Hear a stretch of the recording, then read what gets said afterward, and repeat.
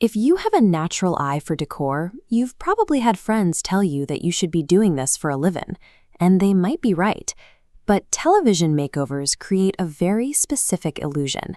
They make professional staging look like interior decorating, just with a different job title and the tighter deadline. What you don't see on screen are the hours spent managing inventory logistics, securing liability insurance, coordinating with moving companies, and aggressively networking with real estate agents. When staging businesses fail, it is almost never because the owner chose the wrong throw pillows. They fail because they have chaotic business systems. Turning a talent for styling into a reliable income stream means you have to bridge the gap between knowing how a room should look and knowing how to execute a complex logistical operation. That gap is tricky to navigate because the home staging industry is entirely unregulated. There is no governing association keeping watch. That means anyone, literally anyone, can print a glossy business card, set up a website, and legally start calling themselves a professional home stager today. So if you're standing at the starting line, you face a distinct choice. Rely entirely on your raw talent to bootstrap your way up, or spend upfront capital to get formally certified. Let's map out these two paths. Path A is trial and error, printing cards and figuring out pricing and sourcing as you go. Path B delays launch, paying for certification to learn established systems like buyer psychology and inventory math before pitching clients. Since the law doesn't require a license, deciding between these two paths comes down to exactly how much trial and error risk you are willing to absorb. Let's look at the operational trade-offs.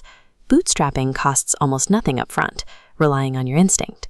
Certification costs money, but gives you formal frameworks for pricing and logistics. This matrix breaks down how those different starting points affect your daily business operations. A self-taught stager often creates beautiful rooms, but struggles with chronic underpricing. They don't always have standardized contracts, so they end up doing extra work for free when a project's scope creeps. You save money on tuition on day one, but without efficient sourcing strategies or wholesale connections, your profit margins shrink on the back end of every job. By contrast, a certified stager starts with structural knowledge.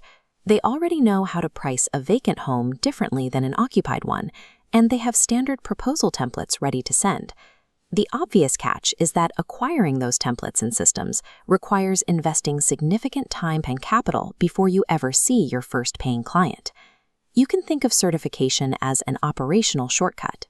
It turns an unpredictable, project-by-project artistic endeavor into a repeatable business process. One reason people hesitate to invest in that process is the assumption that starting a staging business means you immediately have to buy a massive warehouse full of furniture. You can actually start much leaner than that. Many successful stagers begin by strictly offering verbal consultations and owner-occupied services, where they use the client's existing belongings. This video shows a completely empty space, which is precisely what you avoid with a lean model. By working with occupied homes, you completely bypass the need for heavy lifting and complex inventory tracking. Sticking to consultations keeps your initial financial risk incredibly low. However, because you aren't renting out your own furniture, there is a hard cap on how much you can earn per project. To push past that earning ceiling, you eventually have to scale into full vacant home staging. That is a completely different logistical beast. Now you are hiring moving muscle, managing a fleet of owned or rented furniture, and dealing with storage overhead. A successful staging business doesn't have a single mandatory blueprint. You have to intentionally design your service menu around the budget and physical bandwidth you have right now. Regardless of which services you offer, your most reliable source of consistent, high-paying revenue will always be real estate agents. They are the gatekeepers, and this animated scale illustrates how agents evaluate you. On one side is their client's most valuable asset, their home equity. On the other side is you. If you approach an agent as a self-taught newcomer, you are an unknown variable. Hiring you feels like gambling with their client's equity and their own professional reputation. You can overcome that skepticism and prove your competence over time, but it requires a massive amount of uncompensated networking, portfolio building, and hustle.